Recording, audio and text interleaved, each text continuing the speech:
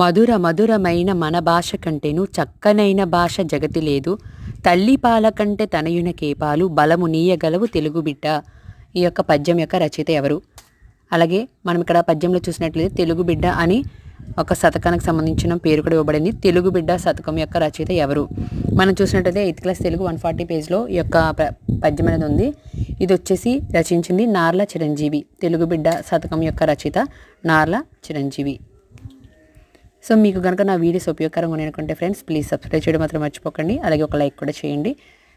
మీకు 1 to 10th class ఏదైనా సబ్జెక్ట్లో కనుక డౌట్ ఉంటే కనుక కామెంట్ సెక్షన్లో తెలియజేయండి. చెప్పడానికి ఖచ్చితంగా ప్రయత్నిస్తాను. Thank you.